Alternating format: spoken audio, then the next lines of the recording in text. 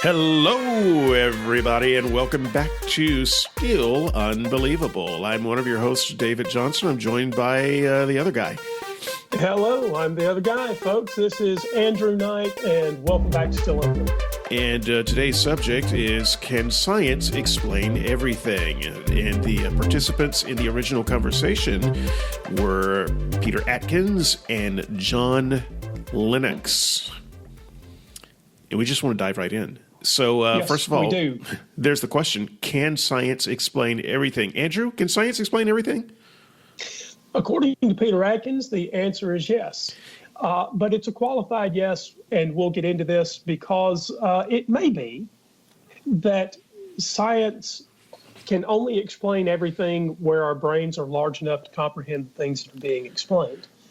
So the answer from the skeptic is a qualified yes. Correct. And yet, there was a point in the podcast where he says, well, of course it can't explain everything, because he was talking about, certain things that he considered silly. So it was an interesting show, an interesting question, and an interesting answer. I actually called it a malformed, ill-conceived question. Maybe we'll get into why I think that.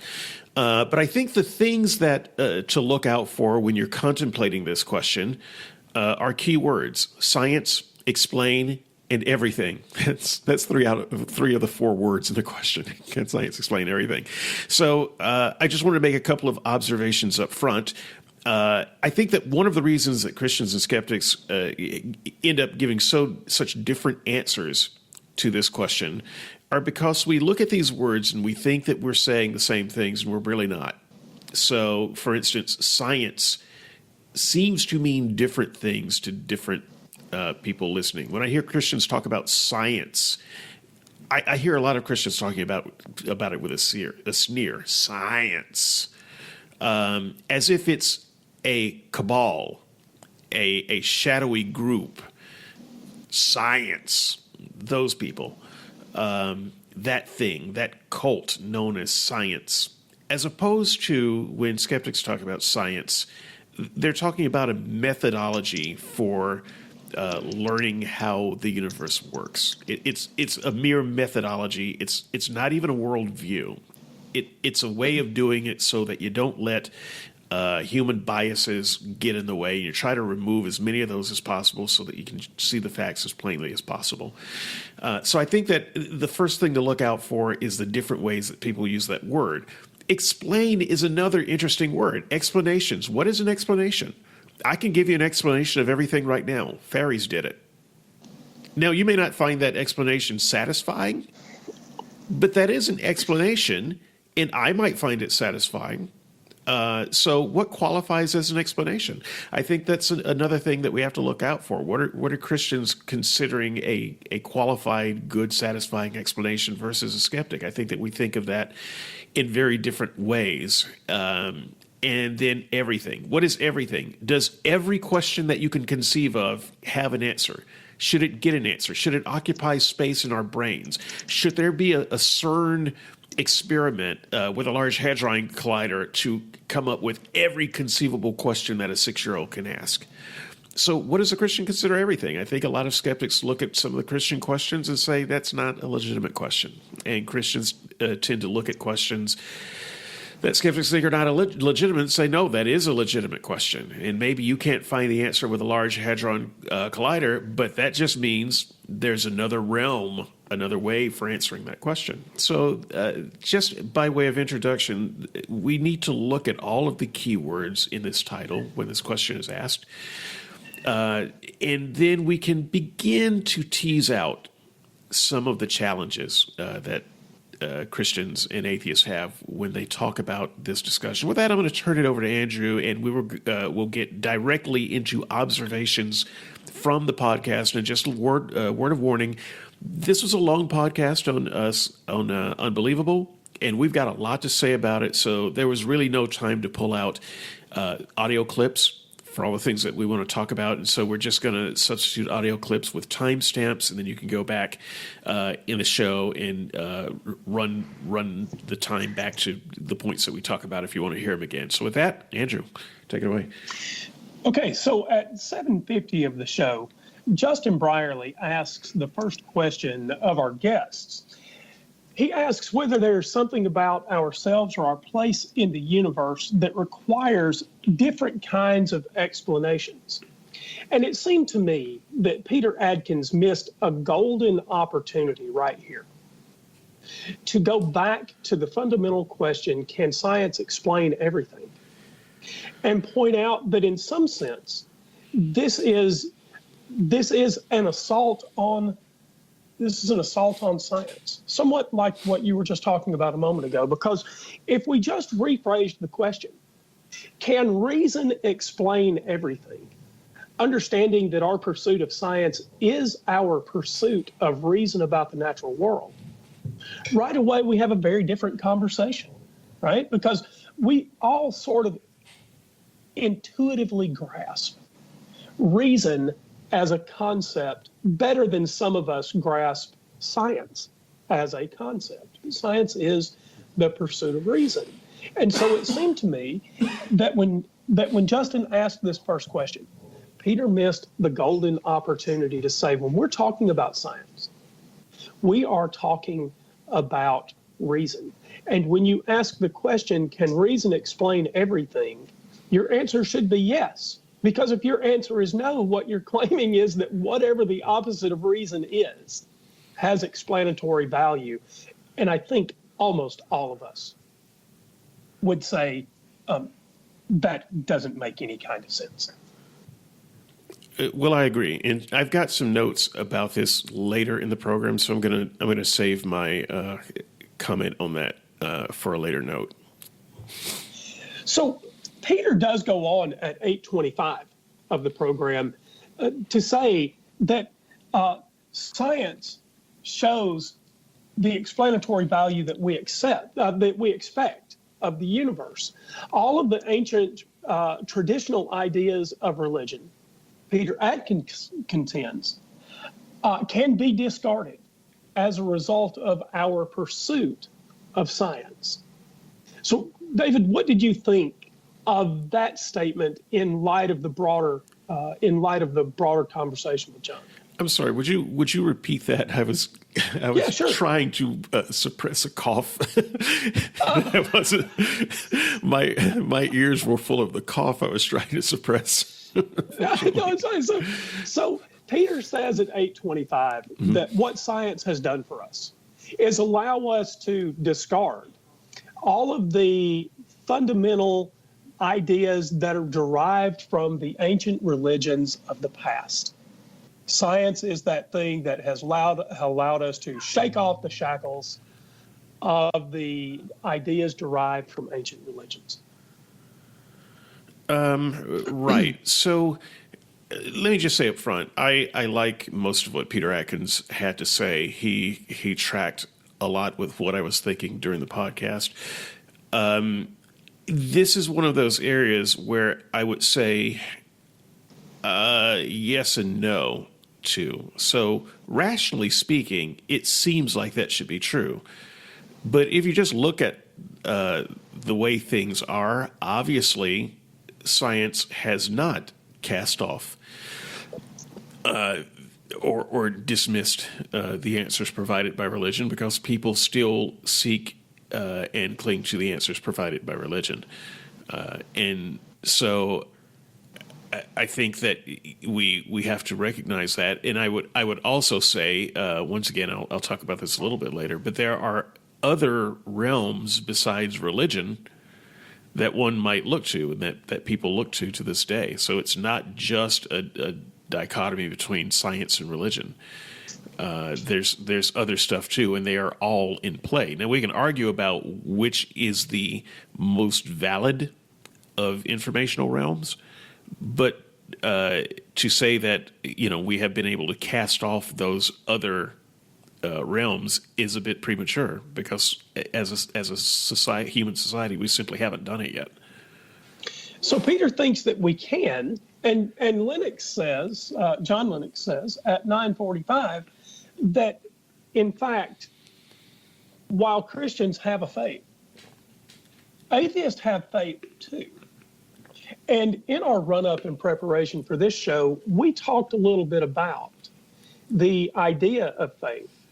And maybe here is a good place to talk a little bit about John Lennox's response to Peter, because John says, well, but look, you're an atheist and you have faith.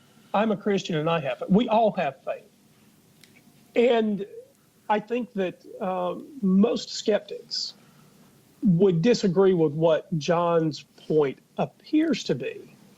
But what do you think about the idea that both of us operate on faith, both sides? So this is one of those things that boils my blood, and I've taken a vow of good behavior for this show. So the video link will be in the show notes, folks. So I've got to really slow down my cadence a little bit, breathe a little bit. One of the things that really gets me upset is when a Christian accuses me of having faith. So first of all, you don't know me. Shut up. Second of all, what you call faith is not what I call faith. And I think you're playing fast and loose with the words. And so before you even begin to think about accepting this idea that we all operate on faith, you need to understand what it is the Christian is calling faith versus what you consider things that you believe and hold lightly. It is not the same thing. And at one point, it may have been at this point, Lennox actually used the word worldview. I have a worldview and it's Christianity. You have a worldview and it's atheism. Stop there. Atheism is not a faith, and for that matter, it's not a worldview. In fact, it's not a real thing. It's a made-up word that Christians make up to straw man atheists. I am an atheist that I do not believe in your concept of a God. That does not mean that I hold a worldview faith called atheism. Shut up. You fool. You have exited the conversation, and I have stopped listening to you the moment you start attempting to straw man me in this way. So I think my problem with the way each side uses faith is only this. Peter Atkins, I think, would say for himself, and alludes to this kind of thing later on in the show, when he uses the word faith, if he ever does, he would be talking about the idea that we can trust our observations. Now, John Lennox might say, oh, but that's what I'm talking about too. I can trust my observations. But I don't share the same observations that John shares. And one of the things that it seems to me is missing from the word faith when a Christian uses it is that objective quality that we use when we attempt to reason with each other. I'm not saying that Christians don't believe the things they say they believe, or that they don't have private experiences that somehow map onto the religious landscapes they hold in their heads. Whatever to all of that.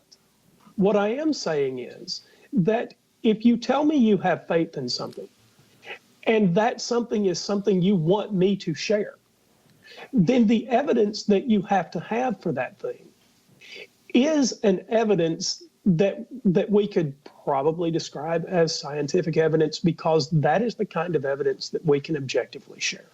Yeah, and there are also other differences. This is why it kind of burns me a little bit, because I think it's disingenuous. It's not an accidental thing they're doing. It's an intentional rhetorical move to try to draw a false equivalency.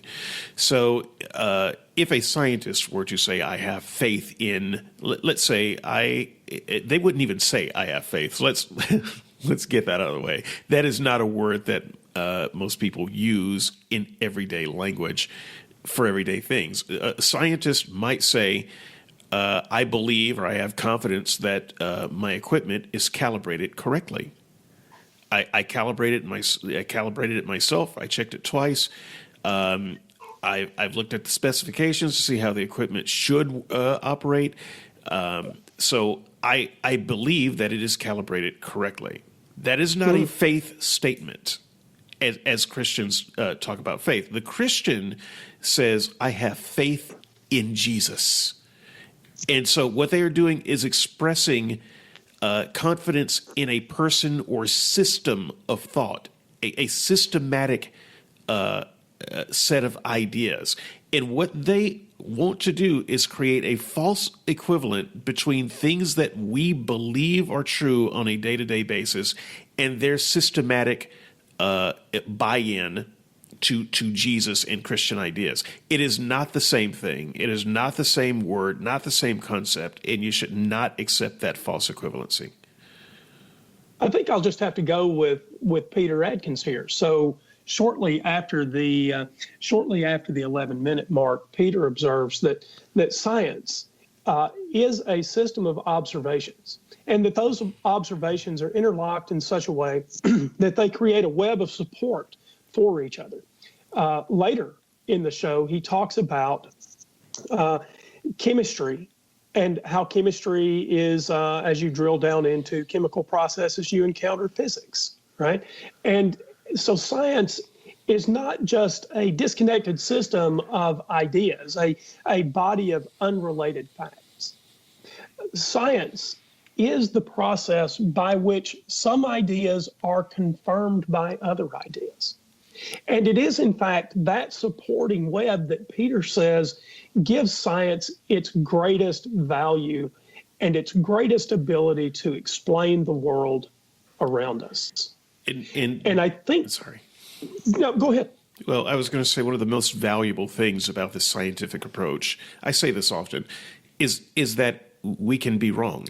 There's built-in mechanism for checking if we're wrong and for rechecking it. And we get our best answer and we put it out there and we use it and it seems effective. But the thing that science always understands is that can be wrong, and someone else can come along and look at the data and find the problem with it and correct it and make it better. That is built into the scientific endeavor. It is not built into the religious endeavor. There's no way to check the work in religion. I was going to make much the same observation. If you tell me that the Christian worldview is superior to the Buddhist worldview, and that the Buddhist worldview is superior to the Islamic worldview, et cetera, what I would ask for is proof of that. And for you to give me some proof, what you would probably turn to, though not in every case, because sometimes people care about this idea of pleasing God. But more often what we hear is something like this. Well, Christianity is superior to Islam because we treat people better in Christianity than we do in Islam. And in fact, I think Peter says somewhere in the debate, sure, I'd like to live in a Christian world because the Christians treat skeptics slightly better than than in the Islamic world. But that's not a religious issue. That's an issue of humans treating humans in some particular way. Wherever you think you get your values from, the idea that we treat each other better in one society or another is not primarily a religious issue. And so I'm not convinced that just because skeptics might be treated slightly better in Christian societies, it means that Christianity has a greater truth value in regard to those supernatural claims that Christians make. So with that, what's your next timestamp? My next timestamp is after yours. I'm down in the 23:30 mark, and I think you've got one around 19. Yeah, I've got a couple between your next ones, next few. So I'm going to point us to 1915. And I found this interesting. John Lennox was making a reference to Karl Popper, the fact that Karl Popper points out some of the questions that a child asks that can't be answered through science, because they were talking about the different types of things that you can know through science. and the types of things that you can't know through science. And I pulled out a few of those. Where do I come from? Why am I here? What is the meaning of life? These are what are considered some of the childlike questions that are so wise and deep.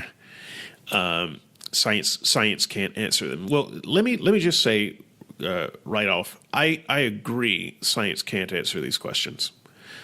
Now, I might be proven wrong. One day, science might actually come up with answers to these questions. I think it does answer where we come from.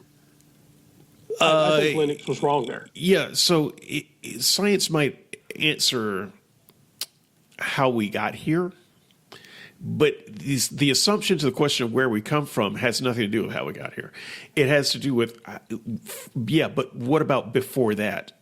Right? Who put us here? So one of the things that I wanted to say about these types of questions is you have to look out for the underlying assumptions that all of these questions ask, and that's one of the places where a lot of skeptics, I think, get tripped up because they do not understand that these existential questions are loaded questions. They're question begging. They're not really questions at all. So a question like, "Why am I here?"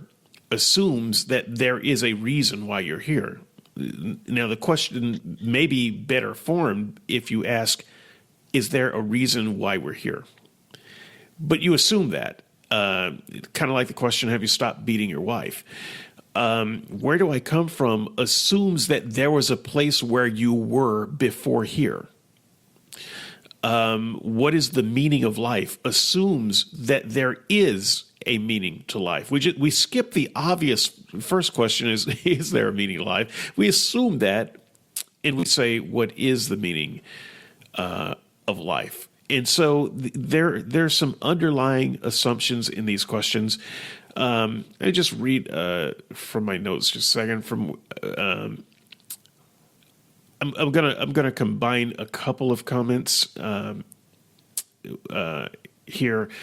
So one of my observations is if this is in fact not, if these questions are not the domain of science and they're the domain of religion, how did religion become the domain for these answers? How did that get set up as, we can't answer this through science, but we can answer it through here? Who died and set that up? I would also add that there Jesus, don't you know? Yeah, right. So I would also like to ask why just religion, because there are other domains such as astrology. That's a domain. And I will just say other superstitious ideas are domains where people try to find answers. So why did it become a duopoly between science and religion when there are other domains? How do you dismiss the other domains of inquiry? What about witchcraft and sorcery?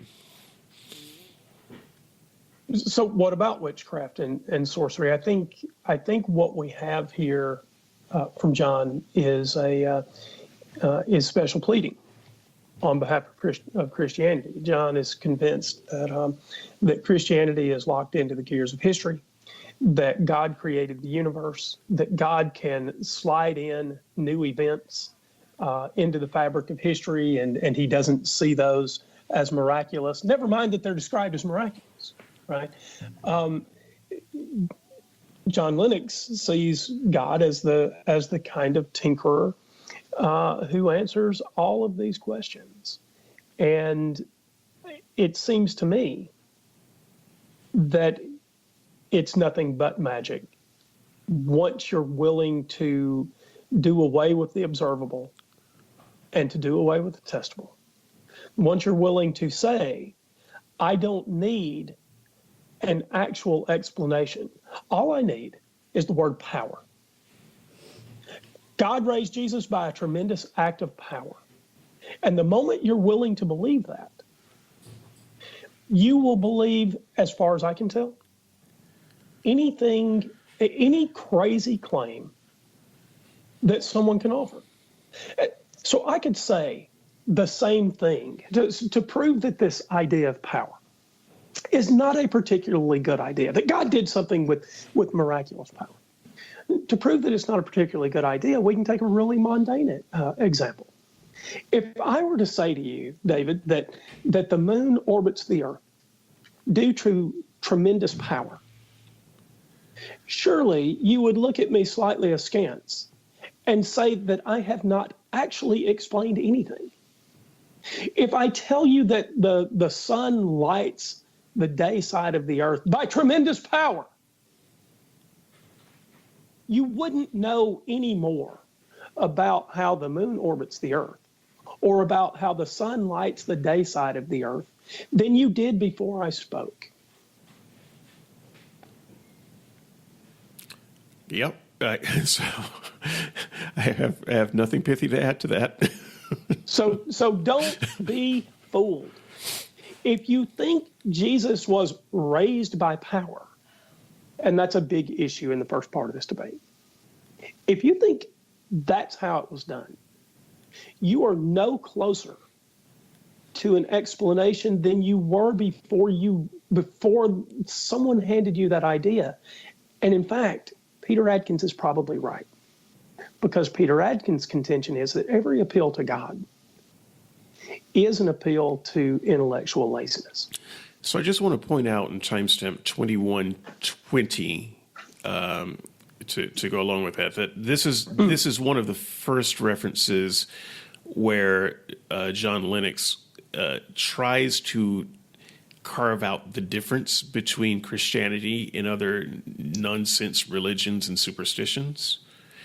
And what he says about it is that Christianity, from the beginning, was evidence-based, in particular the resurrection. We'll come back to that. But this is one of the first of his many appeals to evidence. And so I hope that in the second part of this discussion, we put in some time on evidence, because this becomes a running theme throughout the rest of the show. And then at 23 minutes, I've got a feeling that our notes cross over at this they do, point. because my next timestamp is 23:30, and it's about this very claim of evidence. So you got the boiling water example, right? That's right. Right in here, yeah. So since I labeled my note 23 minutes and you've got yours at 23:30, I'm going to go first. Go ahead.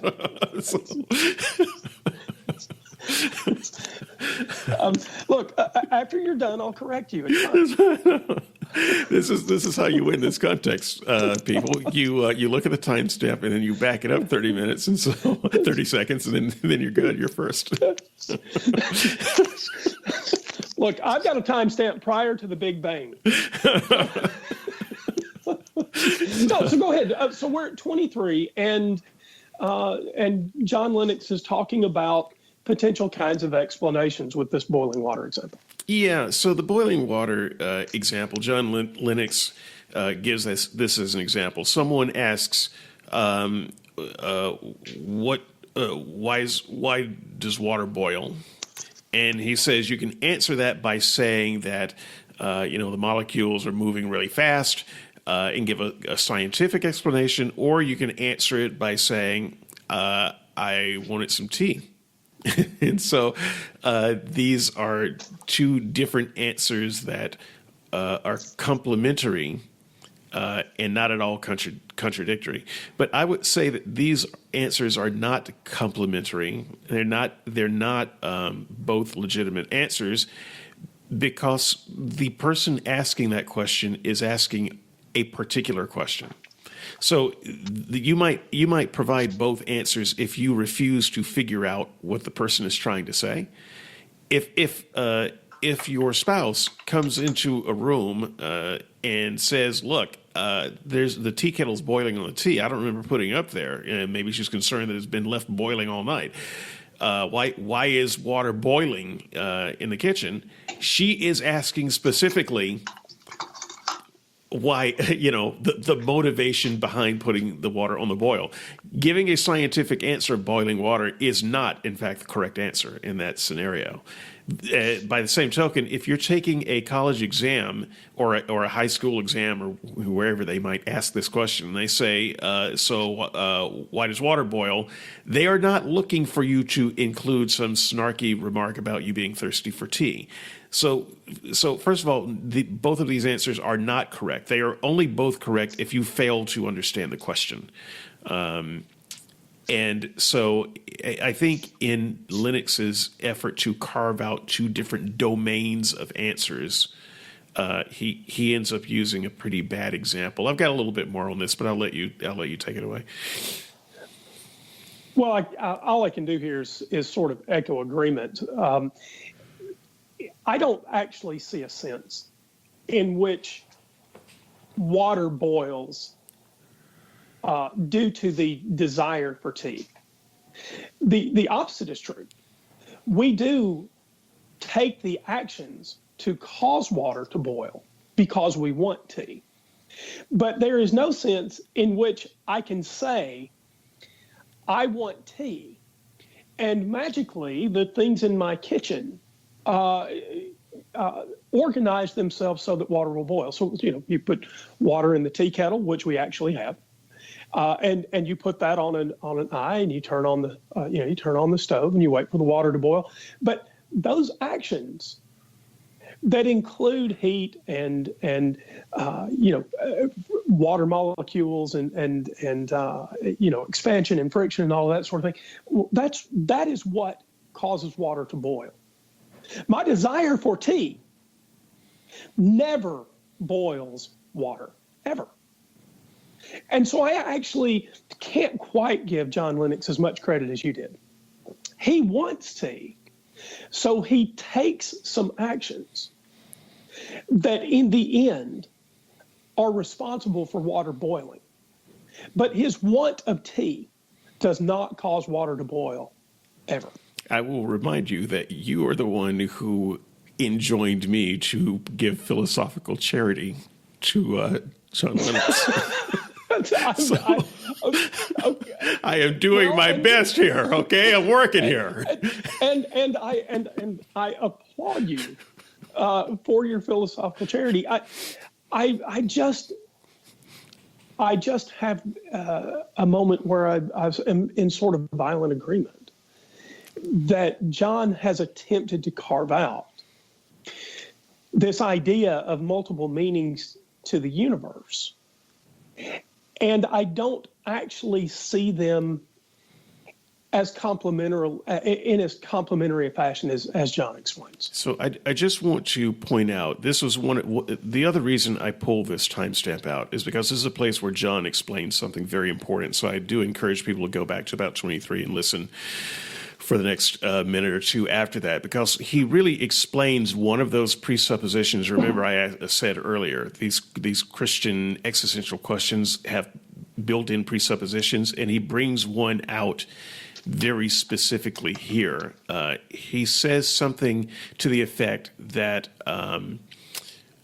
science explains in a more mechanistic way, but not intention and purpose of agent.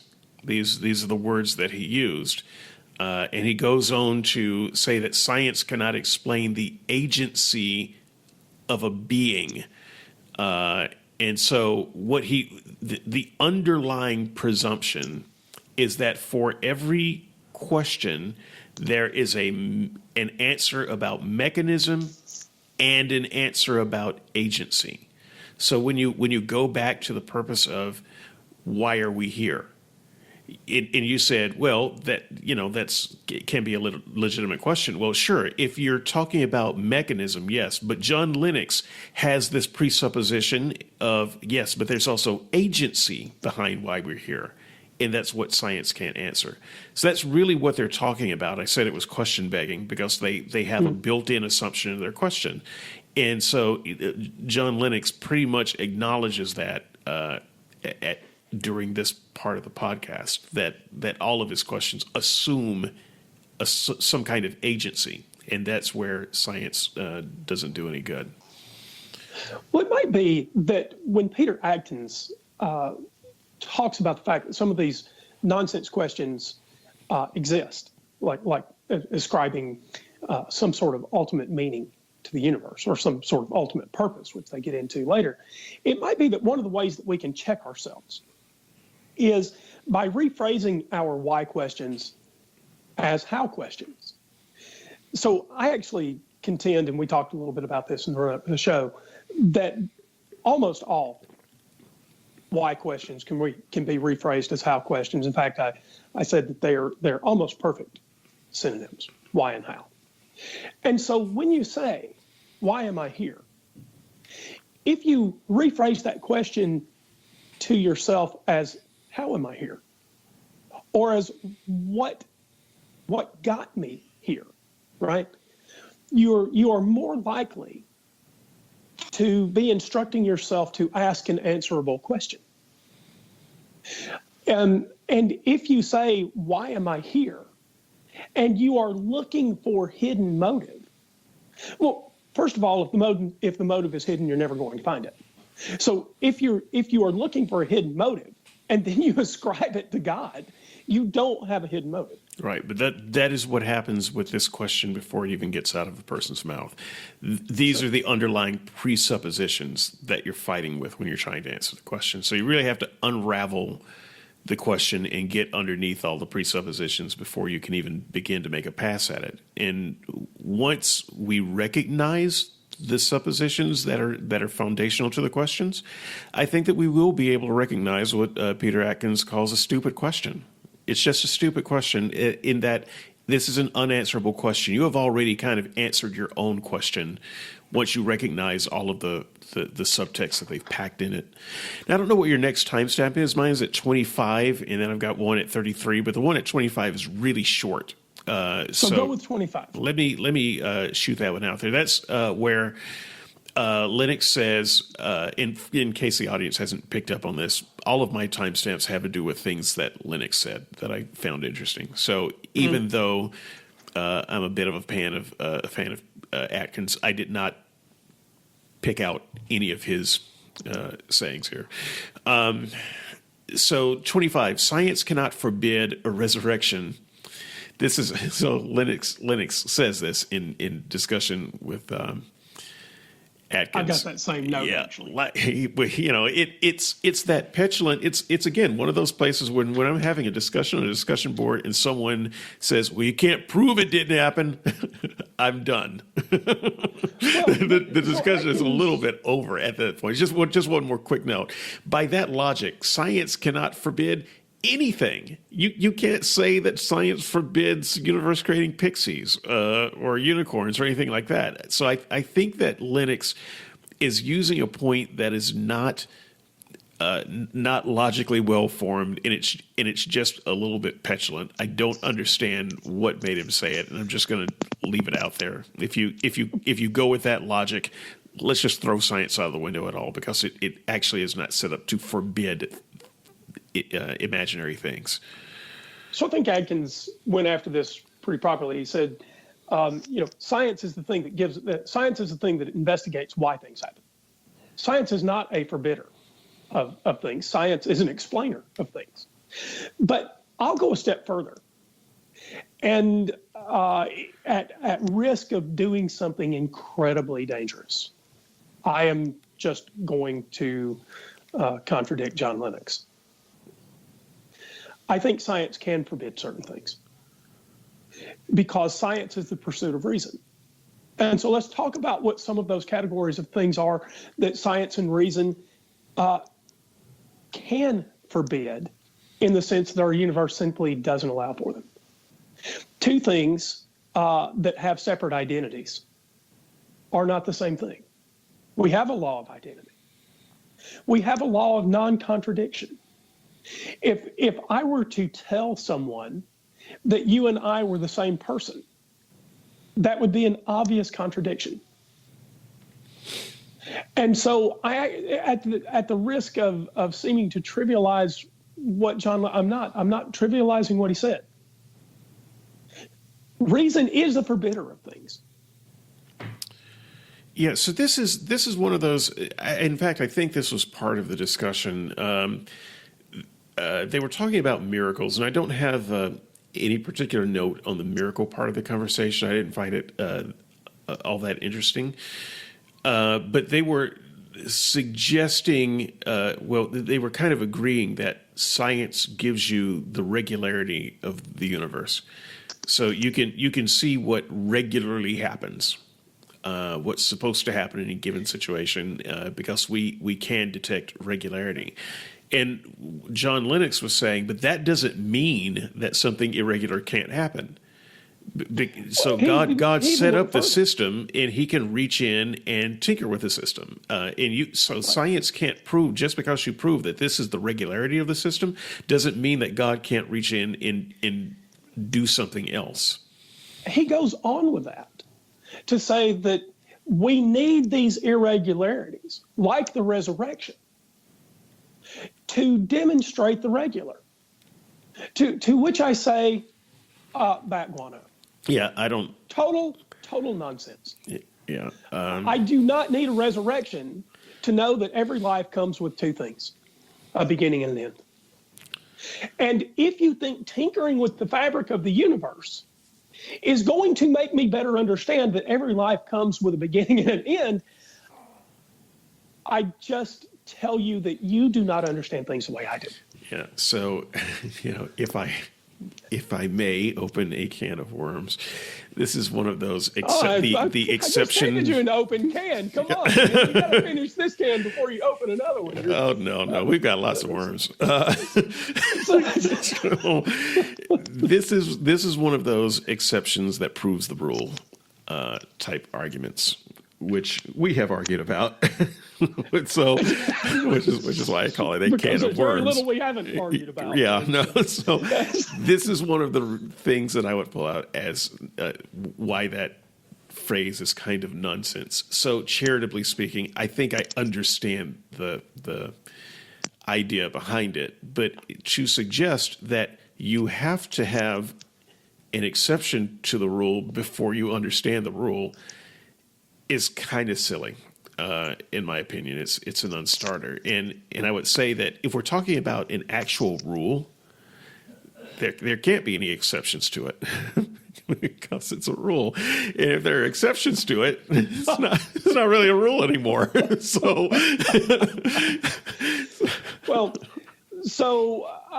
I agree, because I've already said much of what you just said, except that I omitted the snark. But I'm happy to have the snark, because look, it is right to say, and this idea, I think, goes against the notion that John offers later on. God constructed the universe in such a way where he can slide his will in, right? And that's just part of the fabric of the universe. Well, sorry, I don't see it quite that way. If the universe is constructed so that every life comes with a beginning and an end, then when you slide in an alternative explanation, what you've done is create a confusing fabric of the universe. Now, maybe you say, okay, but God can have as confusing a fabric as He wants. Okay, but He can't have as confusing a fabric as He wants and expect me to go along with the story. Right. So being as charitable as possible. I'm trying. To this. It doesn't look like it. Yeah. So I don't like this philosophical charity nonsense. But at any rate, being and the gloves are off. This is not how polemic is done. So at any rate, being as charitable. We're gonna unmute you later so that you can go back to. Yeah, no, this is uncomfortable. I feel funny. Giving Lennox as much due as possible here. His view of the universe is a fishbowl. So if I've used this example with you privately, but if you set a fishbowl or a little aquarium on your living room coffee table, inside of that aquarium is a set of physics. And your best fish scientists can understand the universe as best they can. But the moment you stick a net inside of that bowl and start pulling fish out of there, that breaks their understanding of how the universe works. So their universe works a certain way of regularity, but you can reach your hand in there at any time and remove a rock and put something else in there, or remove a fish, or put in a new fish. You can upset the regularity of their universe, but that doesn't mean that their universe doesn't have some regularity. This is how John Lennox sees our universe, as an aquarium on God's coffee table. And, to the extent that we can understand regularity, we can say what things can and can't happen, but that doesn't preclude God reaching in his hand and, stirring the waters. Maybe, but if we are fish in God's aquarium, and God can reach in and twiddle things about, I have to wonder whether those motives can ever be demonstrated to be perfectly good motives. Now, this goes far afield, and maybe we don't want to chase this too far, because it's a little off topic of the show. But if you constructed a universe with reasonable organization, reasonable laws, and you wanted good things for your fish, why did you construct it so you have to twiddle with it? You see, when we go and twiddle with things, we're admitting that either we're being we're just twiddling with things because we prefer it a different way, or that it's broken. And I may need to do something to this fish aquarium, right? Maybe I need to clean it. But you know why I need to clean the fish aquarium? Because I didn't design it in such a way where I didn't have to fiddle with it. It wasn't a particularly good aquarium. Right. And I would further say that your best fish scientists simply don't understand the nature of their universe. And if we are an aquarium on God's coffee table, we simply don't understand the nature of the universe. And quite frankly, we should stop. Because if we're that so far wrong that we've got a universe with an open lid on it, where other dimensional beings can just reach in and twiddle with things, and go back out, and without being detected, we simply don't have the grasp on our understanding of the universe as we think we do, and we should stop, and we should quit pretending like there is some kind of harmony between science and religion. Because if your science does not include the possibility of hands reaching in and scooping out fish, your science isn't any good. Sure. And this is actually Peter Atkins' point several times in this debate. Anytime you appeal to God, you're appealing to intellectual laziness. Because a good, to keep on with our fish scientist, sorry, it makes me chuckle, to keep on with our fish scientist, the fish scientist is doing his best. The fish scientist is not appealing to intellectual laziness. The fish scientist is not the one saying, hey, there's this God out there, and no, he's doing science. And the moment you stop appealing to reason and just say, well, God did it with an act of great power, what you've actually done is not explained, but given up on explanation. Well, and I would say rightfully so. So this is a take from when I was a Christian, and I still actually believe it today. If, in fact, the world is an open fishbowl where, you can pray for things and God will stick his hand in and, put a new car in your driveway or fix your eczema or whatever it is you want him to do, you don't actually need the science. You're wasting your time on the science. Why would you be a doctor if the only thing you need to do to heal someone is put oil on their head and pray? It does seem to be a waste of time. If to continue to study medicine is to express a lack of faith in God's healing, and I'm not entirely sure why both would be going on at the same time. Sure. So, moving us radically back on timestamp. I'm sorry.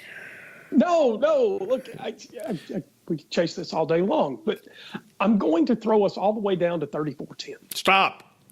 I've got one at 33. Oh, okay. Okay, and I promise I got nothing till 40:55 after that. So okay. So look, I am going to invoke the I have a timestamp before the beginning of the universe. So go ahead. So you got a timestamp at 33. This one was, I wouldn't even interrupt you now, but this one was one of the key ones for me. And so there are a couple of keys in here that I want to make sure that we get across.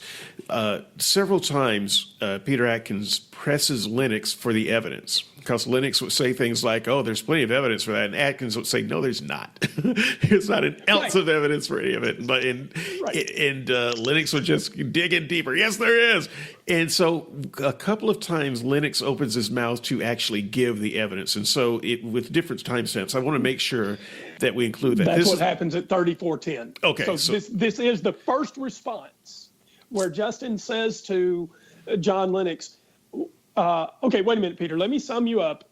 It's always intellectual dishonesty. It's always, it's always corrupt. It's always whatever. And then he turns to Lennox and says, okay, so why do you think Peter Atkins is wrong?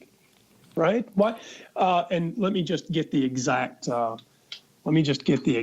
quote here, because I don't think John does a very good job of answering Justin.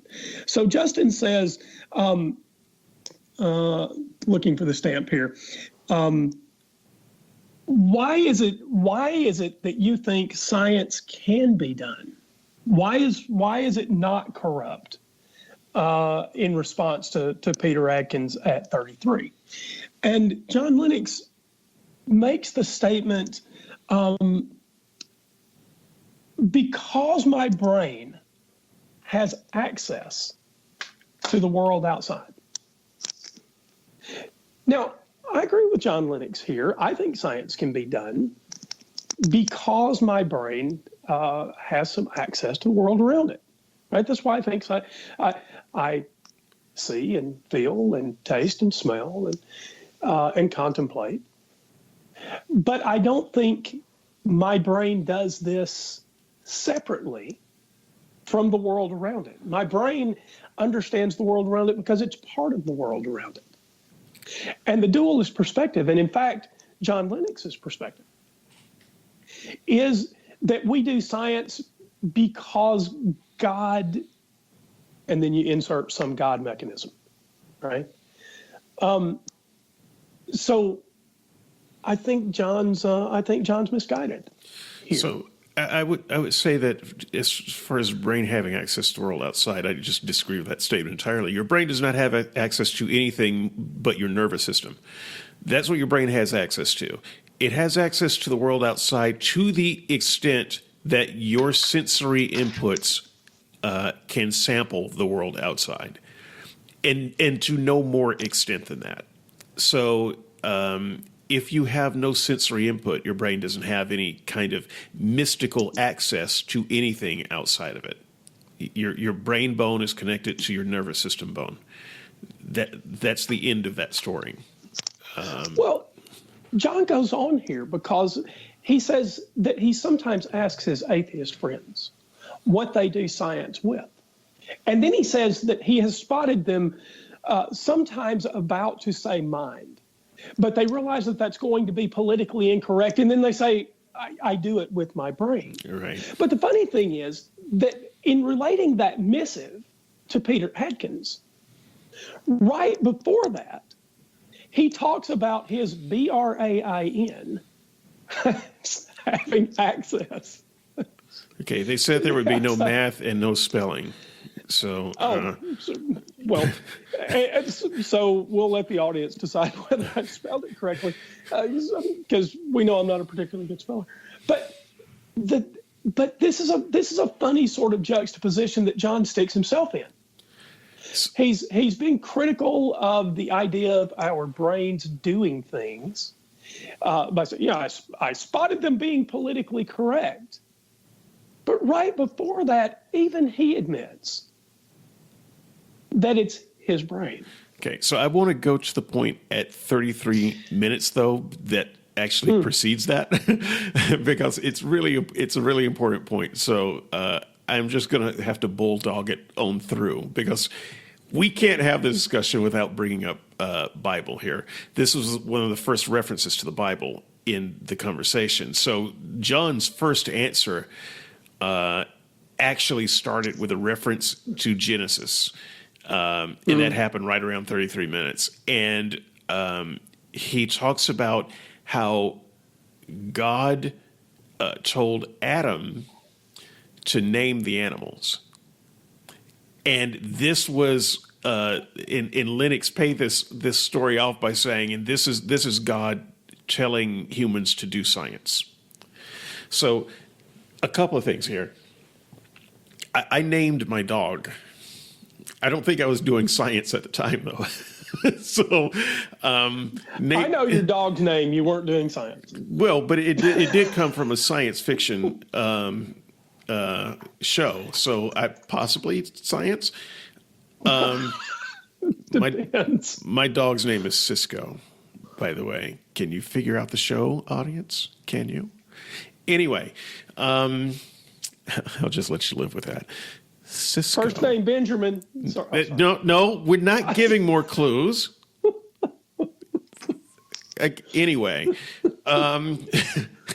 so yeah, name it. This is for me the first place in the conversation where I would say the wheels, or at least one of the wheels, just fell off for John Lennox for me, where I'm trying to take him seriously, and all of a sudden I can't take him seriously anymore. So the idea that of this mythical story that God says name the animals, and that this is man doing science is laughable. But the other one that's even worse to me is this identifies John Lennox as a fundamentalist nut job, biblical and in particular Genesis literalist, with a lab coat on. And honestly, you can't say what John Lennox said without taking a literal view of the Adam and Eve story and the talking snake, the garden, and all of that. Because if Lennox thinks that our first order to do science was from God in the Garden of Eden to name the animals, then he actually believes that there was a time when humans were assigned the task from God to name the animals from the security of the garden and so forth and so on. If you believe this, if you are a Genesis literalist, this is one of the criteria in my own criteria of who I'm going to spend time talking to on discussion boards. I am probably not going to talk to you because you have not caught up with enough of reality. We do not share enough of reality in common to have a serious conversation. And John Lennox puts himself in this position here, and at this point from here, I am unable to listen to what he has to say seriously. So I don't know what he can mean. So I readily admit I am not a qualified scientist. So usually what we mean by that is someone with a terminal degree who is pursuing some sort of science objective, right? But I think we all sort of intuit at some level that science is more than being told to name things, right? And so it seems to me that if God was telling Adam to do science, and let's suppose that God, this God that John thinks of, actually gave Adam some instructions about how to do science, and that those instructions included taxonomic observation and to observe characteristics about the animals in order to classify them and all that sort of thing, right? Let's presume that that's what God did. Well, here's what we have. We have a story that relays what is arguably the least important aspect of the science that God told Adam to do, to demonstrate that God told Adam how to do science. Because surely, the ability to throw a label on the thing was the least important part of how we do scientific research. Right, and it's So also I call just that guano. it's too much of a stretch to say that naming the animals was some kind of code for taxonomically categorize the animals. That's what I'm saying. Right. I call that guano. God could have said, "Here's your first science book," and what he said is rather is name the animals. So on the other program I do, we have a saying. I'll just say BSC, but bat guano is probably fine here. That's fine. I keep my clean so tag. we really do need to unmute you because making you leave the polemic and sort of do this philosophical terror. I have bored myself. I am I am trying so hard to be good. When we popped out of the cake, I didn't do that. Before the show started and we got in the cake. Andrew spanked me over being polemic and gave me a lecture about philosophical charity, and so I'm trying to be a good boy. There's some inside joke here. If you don't get it, don't get too queasy here. But there are people you don't get it, and for all of our listeners, I stopped popping out of cakes the day I realized that the people around me were more embarrassed than I was. I stopped. Well, I will say this: if you on last week's unbelievable board saw the cake that one of the posters put up that they thought represented us, I would say to the representation of me, nailed it. So, I didn't actually see the picture. I responded to that comment on my phone, and the picture just didn't load for whatever reason. So I never actually saw the picture. So I quipped without seeing it. But I'm serious. I no longer pop out of cakes. Well, I didn't actually. But he still pops out of cakes. I think John Lennox. I don't want to accuse him here, because I really do think John is a true believer. But if John's belief is founded on this idea that God was helping, God literally telling Adam to name the animals is a part of his faith system. It is not. It's a part of his evidence. It's a part of his. It's one of the things he named on this program. In fact, it was the first thing that he particularly called out as, "This is a part of my evidence." That is lunacy. We talked about resurrection back earlier, but I guess all I can say is, if that convinces John Lennox, it is the kind of thing that does not convince me, for the reasons that I've given. Right. And if it convinces John Lennox, he's a lunatic. Look, Mike. So you have decided that philosophical charity is. I've tried. I'm telling you, this is one of the places that really took me out of it. We're going to get to another one here pretty quick. But look, my next one is 4055. What's yours? So we actually went through my next one while we were talking there. Okay. So I just included it. So 4055. This is a quick one. God answers a different kind of question. This is John Lennox. So again, they're talking about the different domains of questions and answers, and the God answer answers a different class of questions. This is what Lennox says. My question to that, my observation was simply, well, how do we test the answers to those questions? Because we know how to test the answers to science questions. But if you're saying, well, but God is a different category of answers, there must be some way to test those answers, right? Now, actually, Lennox gets to this later, and we will talk about it. But I just want to leave that hanging out there. People are saying, well, God is the answer to this question. How do you test it? So, isn't it right in here where we get the example of being in a hotel and the first night you put £100 pounds in the drawer. Next night you put another £100 in the drawer. And so on the second night you have 200 pounds in the drawer, 1 plus 1, right? The third night, you come in to put another 100 pounds in the drawer, and you realize that there aren't 200 pounds in there from the previous 2 evenings. Yeah, 50 There's quid. only 50 quid, right? By the way, And- listeners, what is a quid? Don't make me ask Siri for this. One of you out there, I know there's some Britishers out there. What the heck is a quid?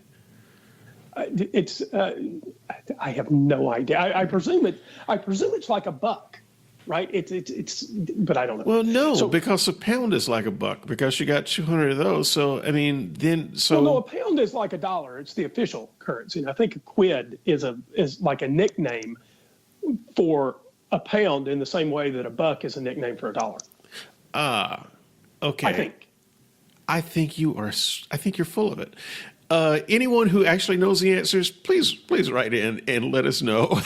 because that actually sounds like the thing that you make up off the top of your head when you don't know. So I guarantee you, if you're right, it's only by accident. Well, you got to remember, I do another podcast with a British friend. Yeah, right. Like he's ever been to Britain. Okay, so back to our knitting. Matthew Taylor, that fake. If there's ever a fake British accent, that's it. That guy's no more British than I am. Anyway. So we have this. John goes on to ask after the 1 plus 1 is 2, and we're going to add another 100 pounds, and then we find 50 quid in the drawer. And he said, which laws have been broken, the laws of mathematics or the laws of England? And he uses that to back up the notion that the universe can actually be explained through multiple laws, through multiple appeals, right? And that they're complementary. Here is my problem with this whole thing. In the one case, no one would have suggested that the laws of mathematics were broken because we were actually dealing with physical currency, right? And we were in a hotel room and et cetera. So I don't think that it's a particularly good example. I'm not sure how that example was supposed to demonstrate the claim because that the it comes from the sage C.S. Lewis, and new apologists always have to get a C.S. Lewis quote in there somewhere. That's right. It was a C.S. Lewis thing, wasn't it? So here's the trouble. If you want to convince me, here's all you have to do. All you have to do is stop tinkering with analogies where both of the symbols in the analogies are things that we experience every day, right? Like putting a couple of dollars in our billfold and putting another couple of dollars in our billfold and realizing that we have, whatever the sum is of the things that we added.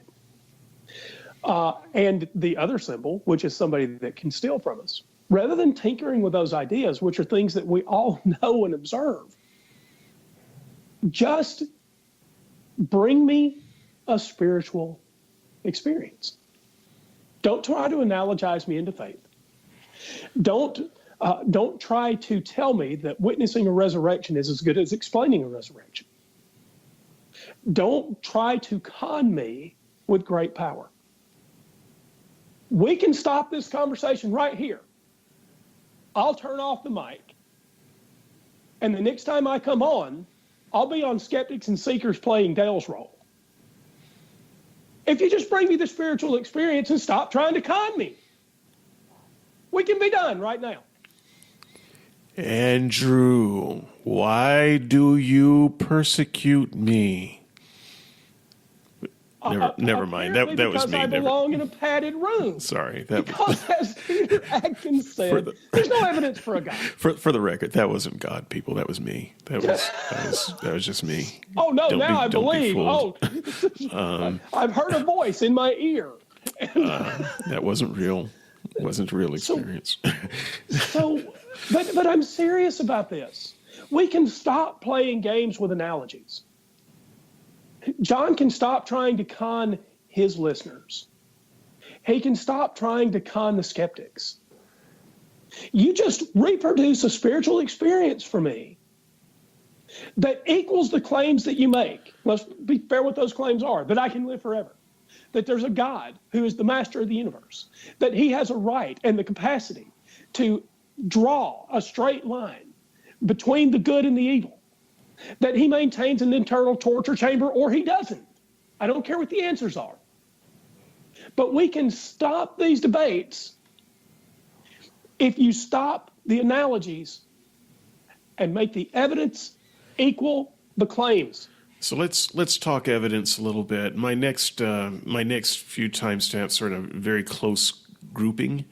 So I'm just Sorry, gonna. was that too much? Oh no, that's good. Sorry, I didn't mean to step on the dramatic pause there. We can go back and add a dramatic pause in there for effect. So next timestamp.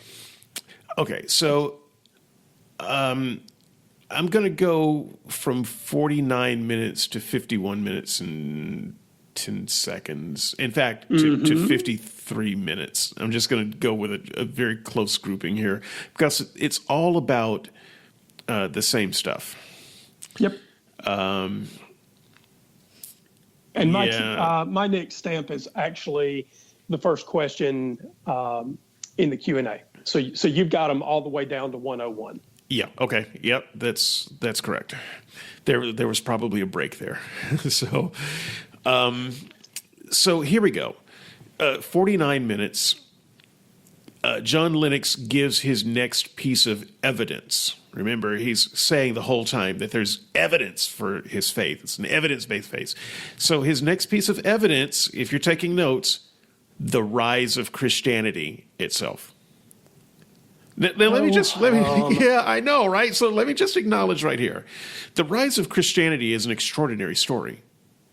It is. In fact, I think there's even a more extraordinary story religiously. I think it's the rise of Mormonism. If anything seems to have required a miracle, it's the rise of Mormonism. But I mean, if just as a piece of literature to read, Mormonism is a darn good story. Of how it began and how it got here, how it became as popular as it is. The rise of Scientology is also a very interesting story. So again, if you talk about something that seems like it required a miracle, so the rise of Christianity, I fully acknowledge, it's an extraordinary story, and it's worth reading about if you like history and such. This is a great piece of history to read and learn and study. I'm in favor of it, but it does not require a miracle to explain. So one of my favorite books, I'd say my favorite book from Richard Carrier, is a response book. The book he was responding to is called The Impossible Faith, I think. And his response book was called Not the Impossible Faith. And it explained the rise of Christianity and why it was an interesting story, to be sure, why none of it required you to suspend disbelief and accept that miracles were a part of it.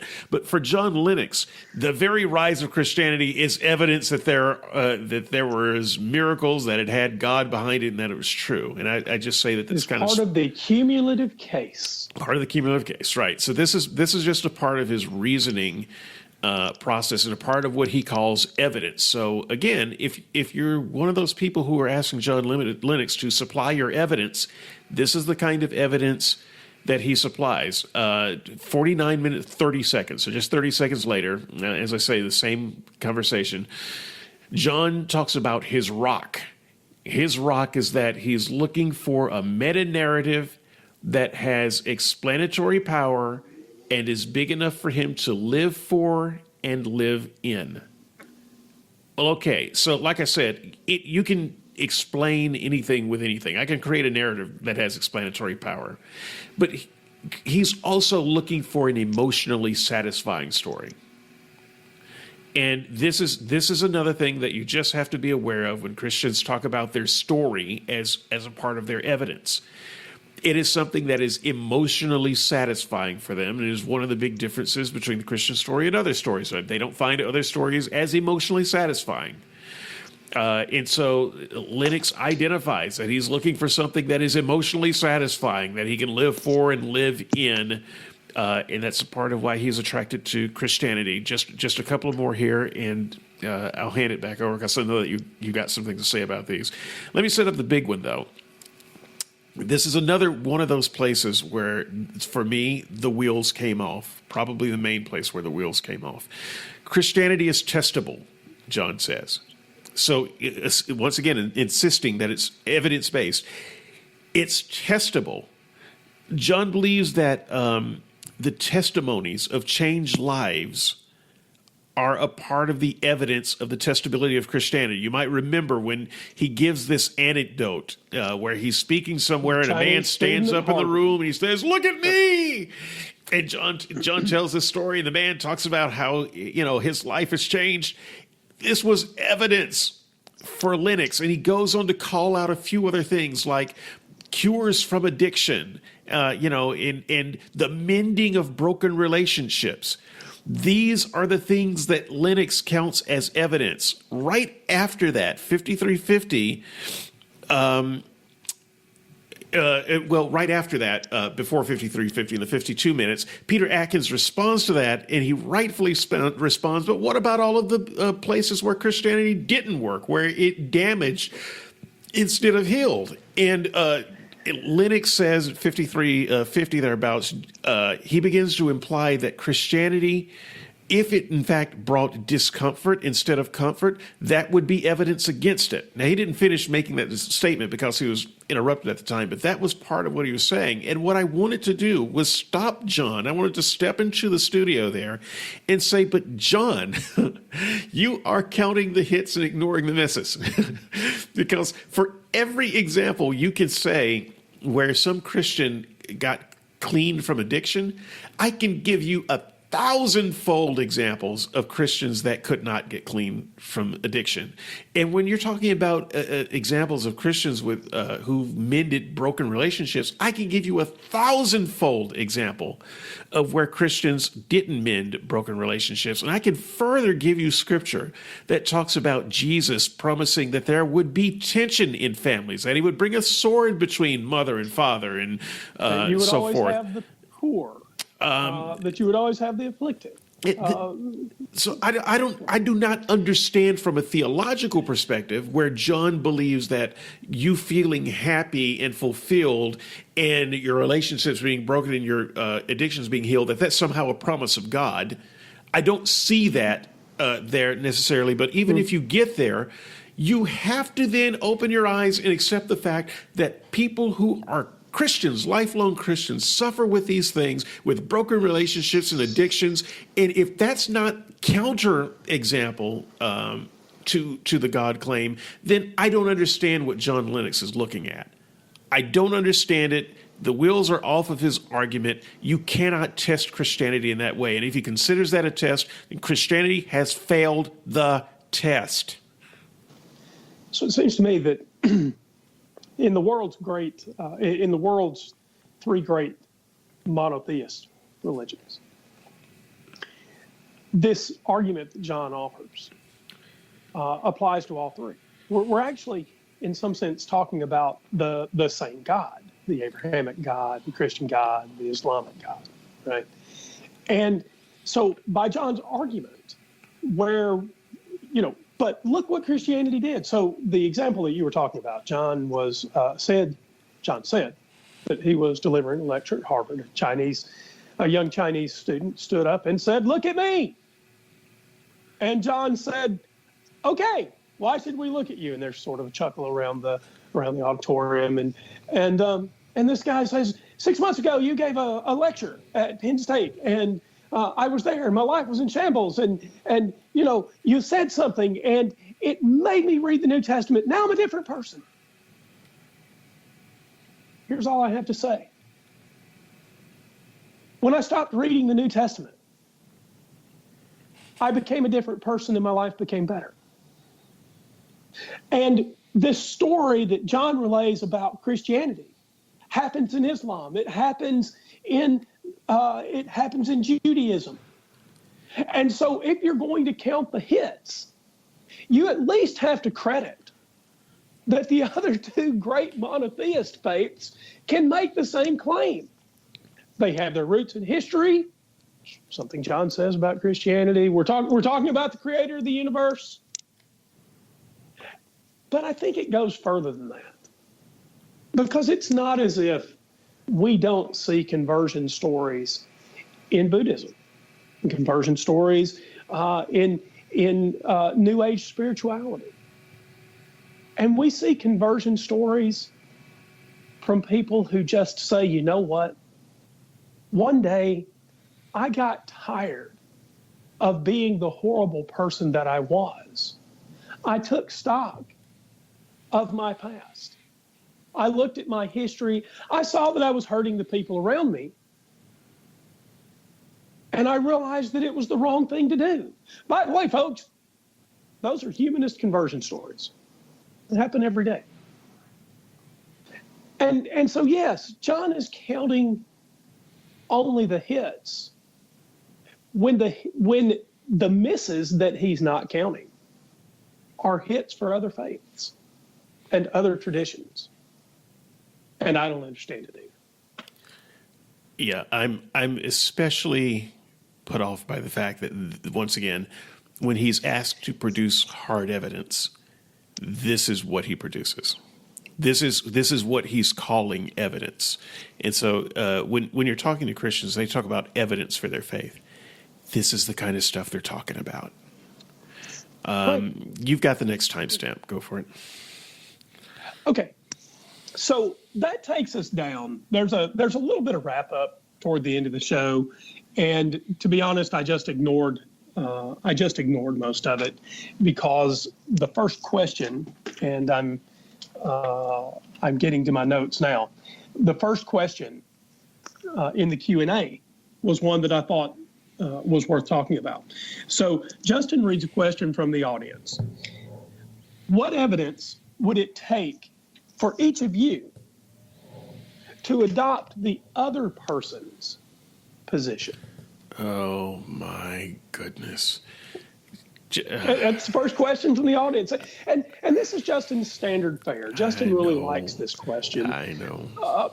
Peter Atkins, by the way, for our listeners, I categorically disagree with Peter Atkins here because I think he conflated two parts of his answer that make his answer not work for me personally. So Peter Atkins says, there is absolutely nothing. I've thought about this. There's nothing that would convince me because I think anything that would convince me would make me mentally ill. Well, here's the problem that I think he has. It's possible to be mentally ill and to be convinced. And so I don't think that it is as if there couldn't be something that could convince. Maybe he would be mentally ill, but he wouldn't reject it. He would be converted. So I think it is possible to be converted. John Lennox says, well, look, all you have to do is prove to me that the gospel authors were not reliable. And he goes on and gives some other biblical background. He says, if you could prove to me that those things weren't true, then I would adopt Peter's position. Yeah, I've got a comment around that. Go ahead. Time too. Yeah, no. I had a note around that when you're done. Yeah. So I will say what I said earlier in this show. What you have to do to convince me, I've said it for a long time now. What you have to do to convince me is prove the core of your religious beliefs. Not that God can turn some water into wine, or that God can make one snake eat another, or that God can send a raging river or part a sea. I don't care. I don't care. Those don't demonstrate the core of Christian religious belief. The core of that belief is that there's an all-powerful God that created this universe from nothing. That he's all-knowledgeable, all-powerful, and all-present. That he has a ruler by which to divide the good and the evil. and that he always gets that right. And until you can open up the book of life and convince me that that's true, demonstrate to me what forever is, that it is possible to have all possible power, whatever that could mean, and that it is possible to have all perfect knowledge, including perfect knowledge of self, which seems to me to be a recursive contradiction.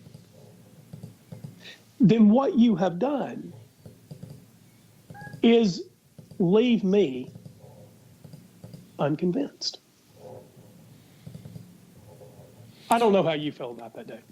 Well, so I am going to look at Peter Atkins' statement with a bit more philosophical charity.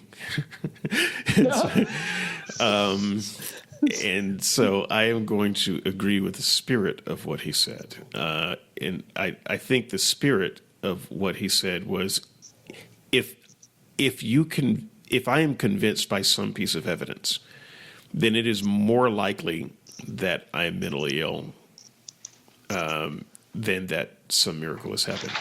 I actually agree with that. Now, that said, I think maybe the better answer is, I don't know.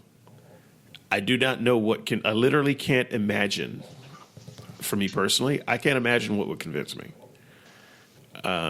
Furthermore, it's not my job to imagine what would convince me, quite frankly. It's not like if I say, well, Lord, X would convince me that God within do X, right? So it doesn't matter what I think would convince me. God's not going to do it anyway. The only real truth of it is what God knows would convince me. And if we are all convincible by some piece of evidence, God knows what it is, so let's not play the game and let's just throw it over to God. I have been open to God providing any type of evidence he wanted to. He chose not to provide the type of evidence that would convince me. Every day that passes, he continues to choose not to provide the type of evidence that will convince me. And every day that passes, I continue not to be able to imagine any type of evidence that will convince me. So that is not really an indictment against me. If God has the power to convince and he knows what it is that would do it, it's really on him to present that. Sure. I guess all I can say is I do know what it would take to convince me. Yeah, given a great deal of thought, I'm locked in on this. I know what it would take to convince me. And just this one last bit. Mm-hmm. It's possible that I could still be wronged. So I'm a subjective creature, right? I only have one viewpoint. When you and I look at something, if we're on opposite sides of a room, we see it differently, right? So it's possible to convince me of eternity, to convince me that you have all power, to convince me that you're a good judge, or maybe even a perfect judge. You might convince me of that, and I could still be wrong. But if you're asking me whether there's a rational test that would convince me, yes, make your evidence equal your claims. Right. Well, so there's some other ways to go at this question. I didn't want to spend as much time on this question, but I groaned when this came up. So, but there are some. So one of the problems I have with your answer is this problem I have with everybody's answer. When you give an answer, it's always something that's non-falsifiable.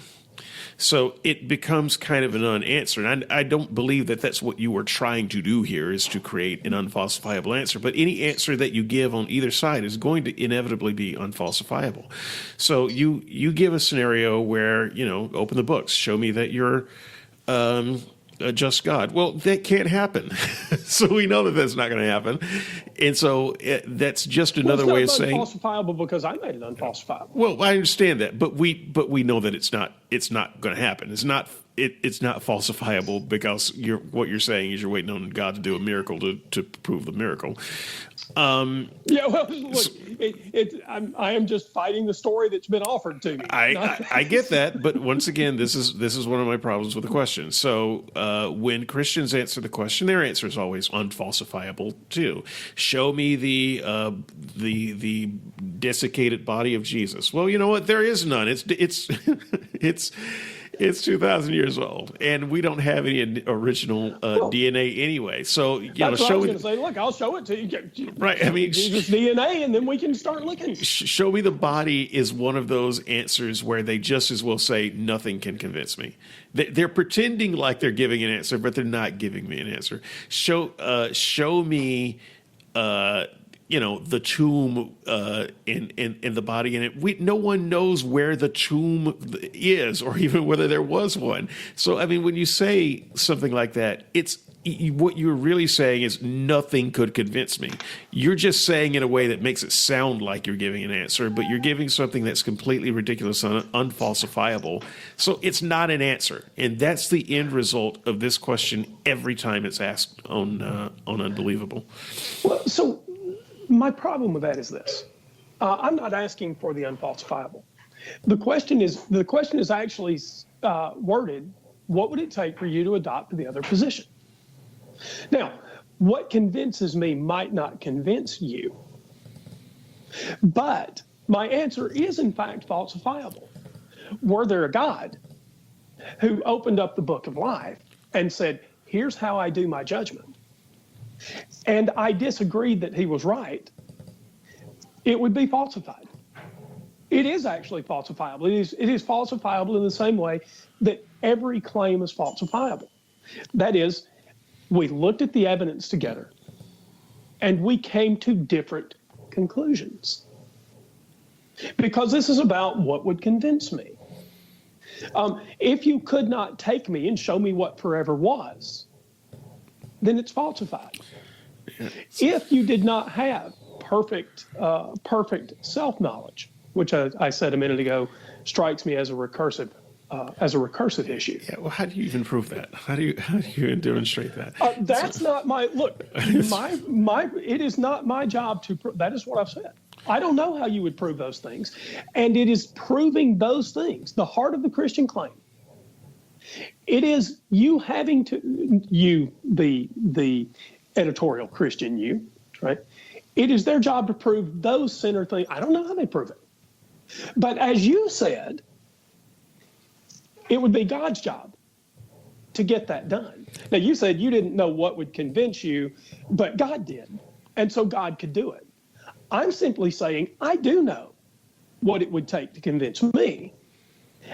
And like you, it would take a God to have to do it. And my views are falsifiable if, in fact, there was a God that said he could do those things. Sure. Yeah, I stand by all that, and I'll still say sure. I think the answer is always bad. It's bad. Look, it's a trap for the atheist. It is better than saying I have no idea. Yeah. Well, no, I think that's a better answer. Ladies and gentlemen, who has the better answer? Please weigh in, folks. Who has the better answer? Better? You knowing what it would take to convince you, or you having no idea what it would take to convince you? In fact, you don't need a long introduction. Just when you go to the comment section, just write either one word to answer this question. Write David or write Andrew. And David's got his twinkle bells on, apparently, folks. Let me turn that off. By the way, the way to spell Andrew, it is an exotic spelling. It's David. When you comment there. All I can say, listeners, is if you do that, you're certainly welcome to. By the way, the fact that you might agree doesn't mean you're right. It doesn't mean that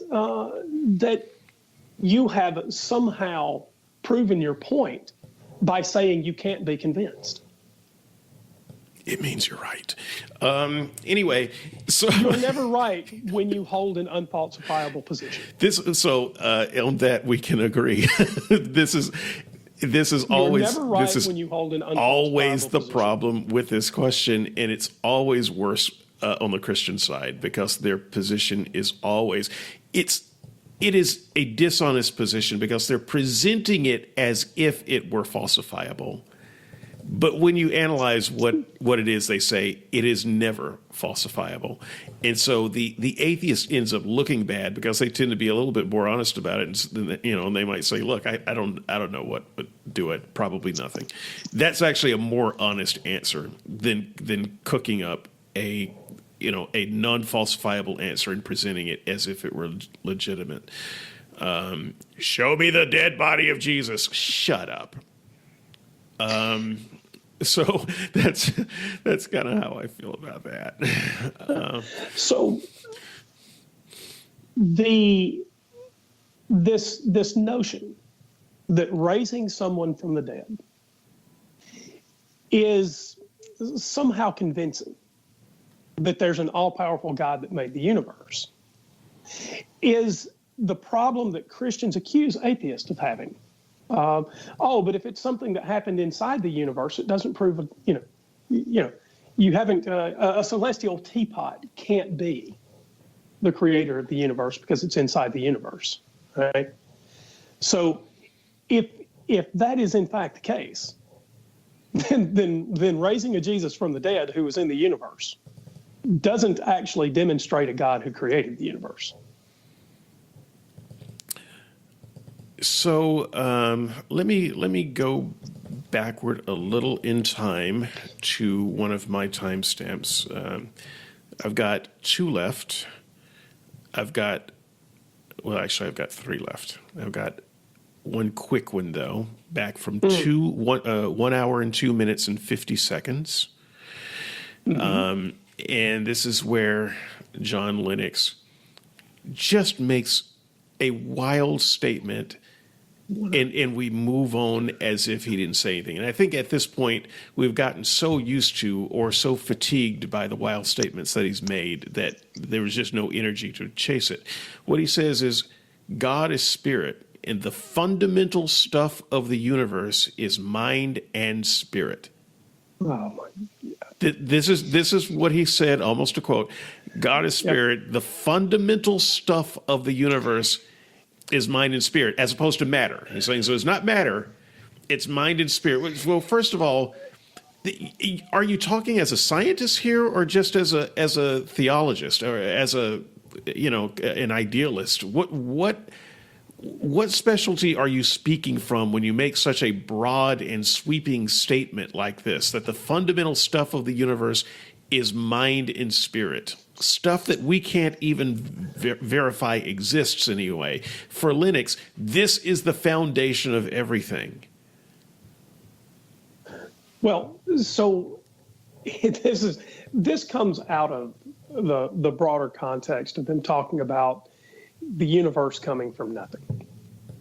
And Lennox's contention is that the universe didn't come from nothing, which by the way seems to fly in the face of ex nihilo, right? Yep, ex nihilo, a very Christian term. You don't hear scientists talking about ex nihilo. This is right. But by the way, ex nihilo means out of nothing. That's right. I'm aware of it, not responsible for it. John Lennox's view here is that the universe didn't come from nothing. The universe came from mind and spirit. Now, I sort of understand him here. But the story is not that the universe came from God's mind and spirit. That is not the way that story is told. And John Lennox is trying to rewrite history to solve a fundamental contradiction so that he can accuse Peter of talking about nothing in the way that Christians don't. Sorry, ex nihilo is from nothing. Yes. And it means that God literally what it means. From nothing. From nothing. Right. So the universe does not come from God. Let me. And it doesn't come from spirit and mind. Right. Theologically speaking, we're speaking theologically here. The universe does not come from any aspect of God. It's not the outpouring of God's sweat. It's not skin flakes from God.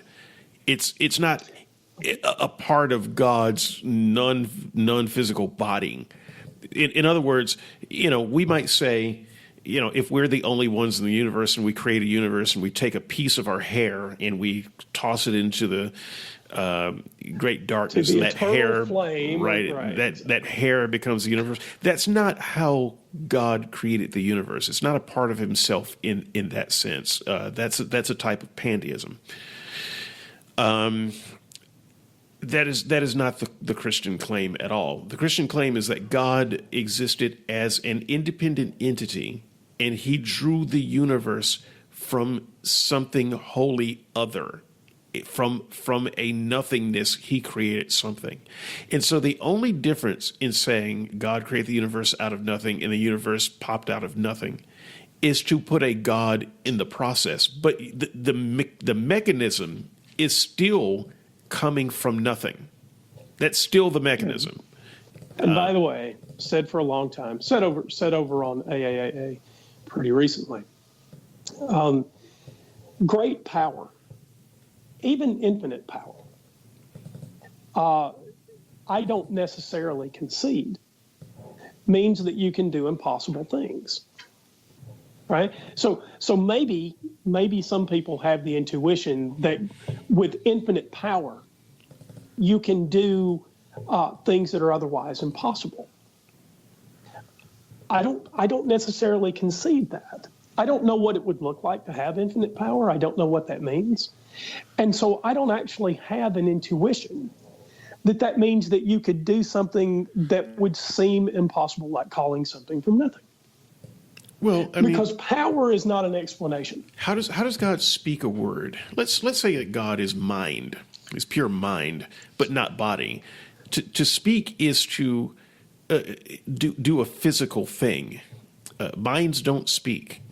So I envisioned speech bubbles in the void. God speech bubbled the word into the world and it exists. I don't even know how to conceive of that. But I mean, even if you I can envision speech bubbles in a void.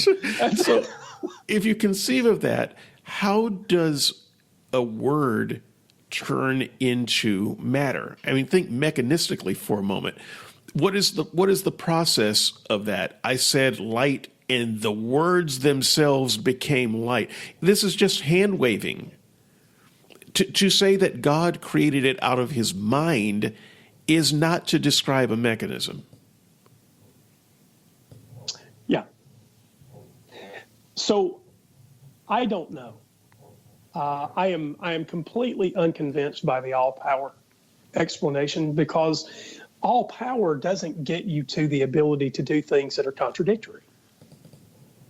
And I am willing to acknowledge, for sake of this conversation, that both sides have gone as far as they can go.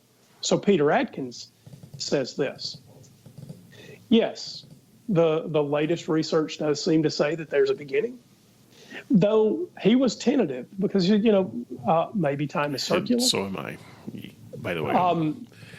I don't know whether time is circular or not. Maybe we are facing something that appears very contradictory. What I do agree with is where Peter says, in sort of closing this out, science is that thing that through investigation simplifies what we know and eventually opens questions to explanation. He's right. And appealing to power doesn't open questions to explanation, either now or in the future. So if I have to be dissatisfied with the current answer because we haven't gotten far enough, then I would rather be dissatisfied than say that power did it. I'm done. Sorry. Okay. So I've got two more timestamps, and I'm I'm gonna give him. So, because Hit him. I put these damn things in here. I'm gonna. So I'm guessing one is at 104, 45 or Nope. somewhere thereabouts. I did not. And I did not do 108, 104. 58. Nope. My next one is at 110. Okay, let's see what that is. All right. So, you want to do a 104 and 108 Let's see. first? 104 was Peter's answer there. All So right, I just did it. All right. Go ahead. So 110:45 is another one of those places where I asked you to look out for earlier in the program, where John Lennox actually gives pay to the question, "What is your evidence?" And I pointed out a few places where he's given his evidence, and it's all been head-scratchingly bad. So here's another one. It is from 1 Corinthians 15, 5 through 8. And I'm gonna read that whole reading, but the evidence that he gave at 110:45 was Jesus was seen by over 500 people at once. I need to take a couple of minutes here, folks. So if you need a bathroom break, screw that. Sit in your chair. Keep running. We're going. I need a bathroom break too, damn it. I'm gonna go through Too much this. information. Suffer with me. Suffer with me. Here we go. We are. So 1 Corinthians 15, 5 through 8, because a lot of Christians allude to this without actually reading the text, and because Christians don't read their Bibles, they don't actually know what it says about this. They just accept, oh, Jesus appeared to 500 people at once. So here we go. And then he appeared to Cephas, then to the 12, then appeared to more than 500 of the brothers and sisters at one time, most of whom were still alive, though some have fallen asleep. Then he appeared to James, then to all of the apostles. Last of all, as to one born at the wrong time, he appeared to me. What I want to point out, look, I got 30 minutes of commentary here that I'm gonna squeeze down to about 5 minutes. Because there's so much of this I've got to ignore. But maybe on one of these SNS shows, I will go over this when I do crazy things that Paul said. Because I'm working on some crazy things that Jesus said right now. So You got 13 books. we got some material to work with. But the thing I want you to notice is the last one. He said, as though one untimely born or one born at the wrong time, he appeared also to me. Now ask yourself, junior theologians, junior apologists, when could that have been? Was it immediately after Jesus' resurrection? Well, no, because Paul wasn't around. Was it just before the ascension? Well, no, because Paul was still not around. In fact, Paul was persecuting the church for a long time after that. So when Paul says that Jesus appeared to him, what might he have been talking about?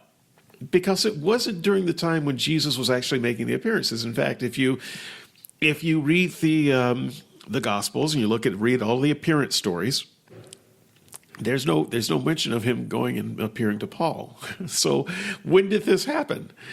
Well, this had to happen some years after all of that, after the church was underway, because Paul was persecuting the church. We might say some 15 years after it, if we were looking at Bible dates and so forth. We don't have to stick with that, but around that time. So what does that mean? That leaves us with a couple of options. One option is that Jesus reincarnated and came back to earth and showed up to Paul. If he could do that, he can come back to earth and show up to me. So I don't think that's actually what's going on, and that is not a traditional Christian belief. And so unless you want to change your belief right now, just to keep from getting into trouble, we can dismiss that possibility. So what Paul is actually talking about is a visionary experience that he had with Jesus. He had a vision of Jesus, and Jesus spoke to him in a vision. We can read about that account a couple of places in Acts. So when Paul, in this First Corinthians rundown of who Jesus appeared to, he says, last of all, he appeared to me. And we know he's talking about a visionary appearance. Now, if you go backwards, when is he not talking about a visionary appearance? And he appeared to James. At what point did he appear to James? We don't see that in the Gospels. Maybe James had a visionary appearance. And before that, the other apostles. I don't know who he meant by the apostles, because he also talked about the 12 earlier. I'm not going to get stuck there. He talks about the 12 and the apostles if they were separate groups. Feel free to leave a comment in there if you've got something to say about that. And he includes this 500 brothers and sisters. Nowhere in the Gospels is reported some physical appearance to 500 brothers and sisters. But if Paul is talking about some of whom are still alive, right? So, but some of whom have fallen asleep. Some are dead. What the hell does that mean? I don't see. What were some of their names? Maybe we can go question them. Paul does not bother to give you that. When did this event happen? He does not tell you. Where was the event? Did the event take place? It had to be where, because we're talking to 500 people at once. That's bigger than a living room. 500? Was it 498? Was it 513? It's exactly 500. That Million Man March was 1 million people. Shut up. And by the way, did Paul actually confirm that what a silly. It's a silly. So the thing I want to leave in your mind here is that Paul is talking about visionary experiences. So I won't just say Fatima. I need to look it up and drop a link in the notes. There was a famous event where everybody saw the Virgin Mary. It was more than 500 people. It's possible to have visions. I have had a vision myself. I will not tell you what that vision was. It was a time when I was in the hospital, and I had a cardiac infection. So I was in the cardiac unit for a while. Let me tell you, fever dreams, that's a literal thing. You can have them. And there are plenty of ways to induce visions. So I do not doubt that 500 people could have visions, in some situation. They're, in a hot, steamy room. They've been fasting for 40 days, and someone says, "I see Jesus." Someone else says, "I see him too." I've been in Pentecostal services where that sort of thing has happened. That's easy to describe, and my only theological point here that I want to make is that Paul is talking about visionary experiences because he puts himself in the group in the same manner that he talks about these other people. So if his experience was visionary, not literal, so are these other experiences. Now, I don't care. I am not suggesting that Paul did not believe in a physical bodily resurrection. But the appearances he's talking about are visionary appearances, and I won't back down on that. So that is the point that I want to make here with this mention of the 500. And John Lennox just kind of throws that out there without actually questioning the text or looking at it. He's not a terribly good theologian, in my opinion. And once again, this is the kind of evidence that he considers as evidence. Now, I've got one more timestamp. If you got another one, you can do it. Mine's 1:11:30. And you can comment on both of these at the same time because they kind of go hand in hand. So at 1:11:30, John considers the activity of God in his life as strong evidence, and he challenges anyone to falsify those claims, those events that in his life that he deems are that can only come from God. Prove that they're not. So this is a part of that question when they were asking, what could change your mind, and John Lennox is saying, look, one of the things you'd have to do is say that all of the experiences that I've seen in other people and all the personal experiences that I've had, you'd have to prove those wrong somehow. And I want to highlight this kind of emotional, experiential appeal as what John considers strong evidence for God in the resurrection in Christianity. This is the kind of thing that Christians are talking about when they talk about having evidence. Now, to think charitably, and I'll allow this to be my closing remarks, and if you've got some, Andrew, you can make them after this. Thinking charitably as I can toward Lennox and people who think like him. I think that Christians have been allowed to use the word evidence in ways that are non-standard. So when I'm talking about evidence, I'm talking about a different kind of thing. So just as an example, excuse me, if someone says that they did something extraordinary, they jumped 15 feet in the air,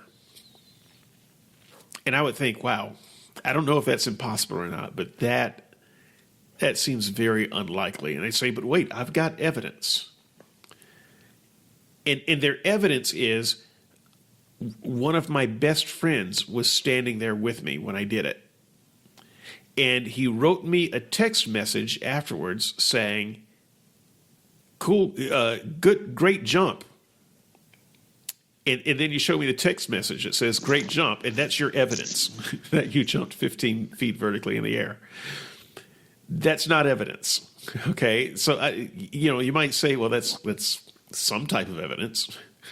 But it's not evidence to me, and I have a right to question that evidence. Did your friend have a ruler, any way of measuring the jump?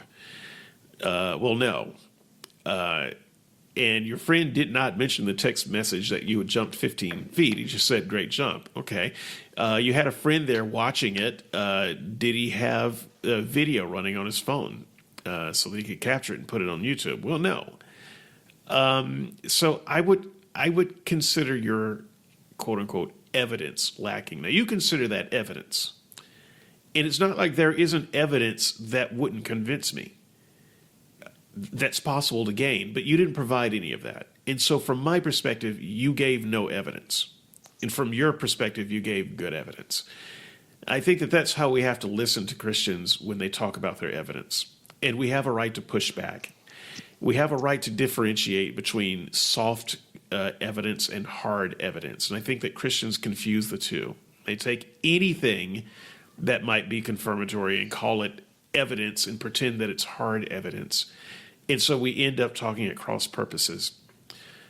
So I do challenge us to get underneath what they call evidence, push back on what they call evidence, and be bold enough to say, yeah, that's not what I consider evidence for this type of claim, and have that discussion instead of the straw man talking past one another discussions that they had on Unbelievable.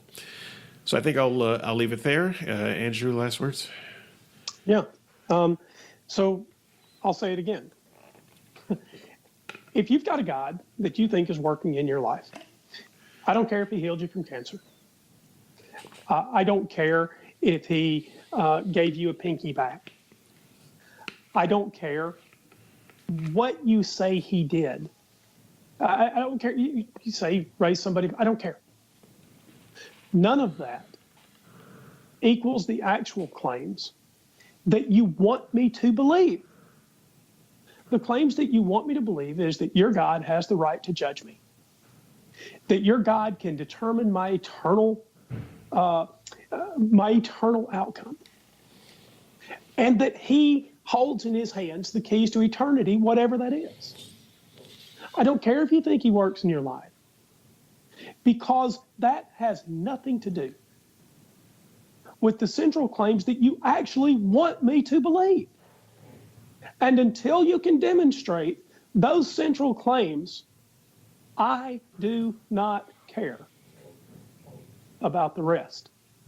And if you think that I should, if you'd like to challenge my view, you can reach us at stillunbelievable.home.blog for now.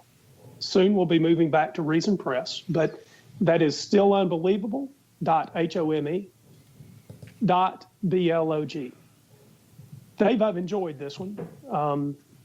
And what is our email? Still Unbelievable. Go ahead. stillunbelievablepodcast@gmail.com. stillunbelievablepodcast@gmail.com. Next week, we're going to be interviewing Natalie. Can't think of her last name right now. I'm sorry, Natalie.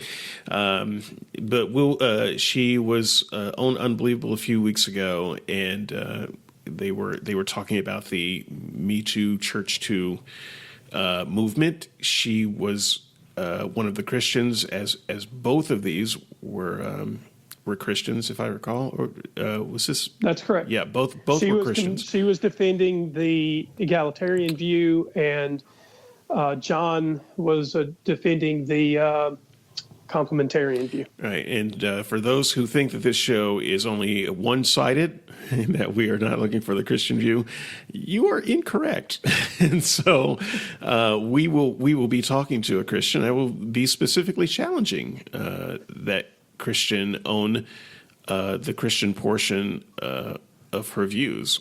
So while I like mostly where she's landed, I think that she can land even better without the Christian baggage. And so we're going to talk a little bit about that. This is something that she is used to talking about and enjoys talking about. I think Andrew has it will be coming at it from a different place, but we look forward to that. So please be sure to stay subscribed and enjoy that the upcoming show. And as far as your comments, please leave them on the blog. Send us an email. Tell us what you like about the show or don't like. We actually have no idea. We listen to this thing after we do it, and we think, why does anyone listen to this? So we don't know what to change or fix. Give us a shout out. We are a young podcast. We do depend on you, our listeners. We do thank you for listening, and we do want to know what you think. Also, get a life.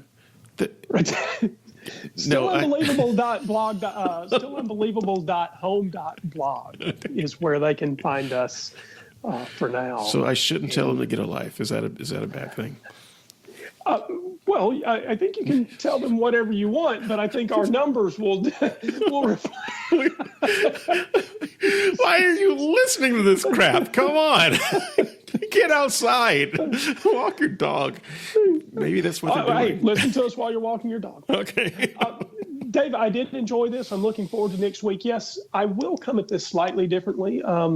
I think that anytime we bring a Christian on, we ought to at least have someone who's attempting the role of moderator, so that the Christian doesn't feel like he or she is facing multiple challenges at once. So I am going to try, possibly unsuccessfully, folks, possibly unsuccessfully, because, it's possible to press my buttons. But I am going to try to just ride the fence on this one, to sit in the role of moderator and facilitate the conversation.